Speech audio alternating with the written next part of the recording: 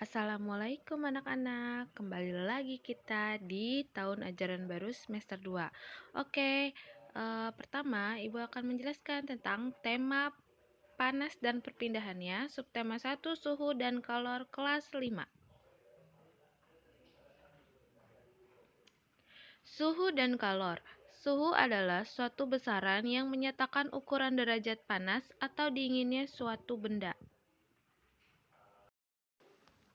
Untuk membedakan derajat panas atau dingin benda tersebut, untuk itu kita perlu mengetahui cara untuk mengukur suhu secara akurat, yaitu dengan alat ukur suhu yang disebut termometer. Satuan suhu adalah Celcius atau dengan lambang C. Kalor adalah bentuk energi yang pindah karena adanya perbedaan suhu. Satuan kalor disebut joule atau dengan lambang J, atau kalori dengan lambang kal.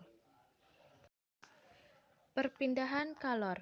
Perpindahan kalor terbagi menjadi 3, yaitu 1. Perpindahan kalor secara konduksi adalah perpindahan panas melalui zat perantara.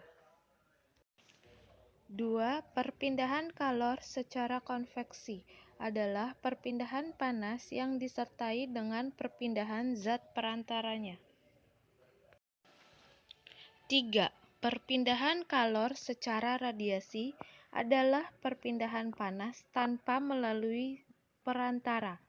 Berikut adalah contoh praktek dari perpindahan kalor.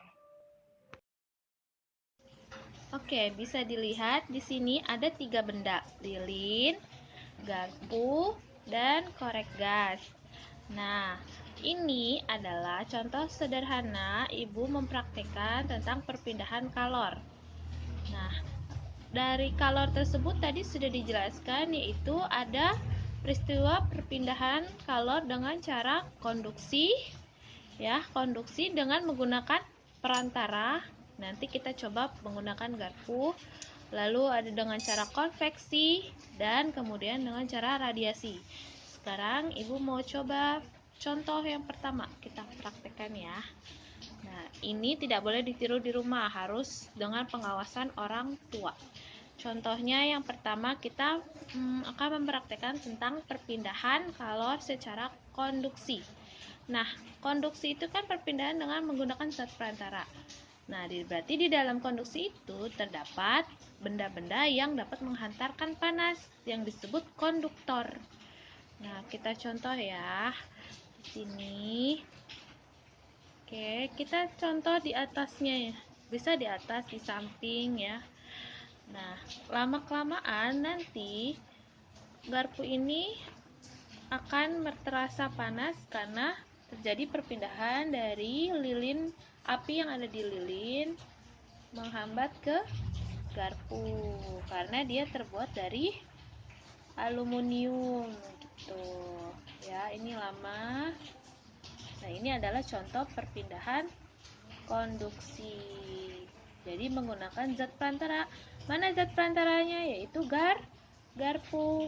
Nanti dia akan terasa panas, berarti ada terjadi perpindahan panas. Oke, lanjut ke contoh praktek yang kedua, yaitu apa ya? Tadi konduksi yang pertama, berarti sekarang yang kedua adalah konveksi. Ya, konveksi berarti perpindahan panas yang disertai dengan perpindahan zat perantaranya, tapi tidak menggunakan zat perantara ya. Kalau tadi konduksi kita menggunakan garpu, ini zat perantara. Nah, kalau ini adalah konveksi, tidak menggunakan zat perantara, tapi nanti berpindah ya.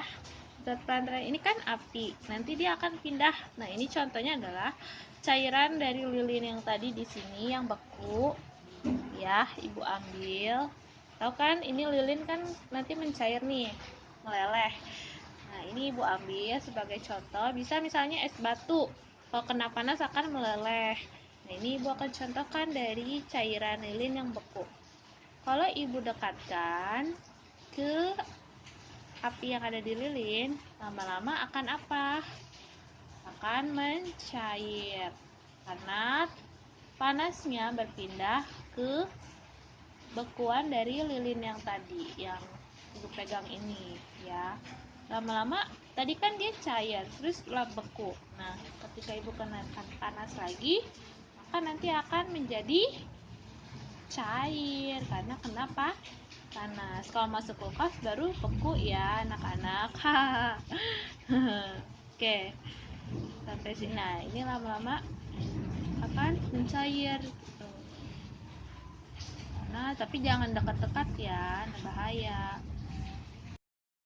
Oke, lanjut yang ketiga, yaitu radiasi. Perpindahan panas secara radiasi berarti tidak menggunakan zat perantara. Ya, berarti tadi kalau kita pakai garpu di konduksi, sekarang tidak pakai garpu. Nah, ibu akan memakai tangan. Nah, lama-kelamaan ya didekati lilin, tangan bu guru akan terasa apa? Ya, benar, akan terasa panas karena ini terjadi perpindahan panas dari lilin, api yang ada di lilin ke tangan bu guru. Ingat, jangan dicoba tanpa pengawasan orang tua atau kakak kalian yang ada di rumah ya. Oke, lama-lama akan terasa panas. Ini adalah contoh praktek perpindahan kalor secara radiasi. Bisa ada di atas ya tangannya, bisa di samping. Nah, ini mulai terasa hangat ya. Oke, sampai sini dulu penjelasan dari Ibu. Semoga mudah dipahami. Assalamualaikum warahmatullahi wabarakatuh.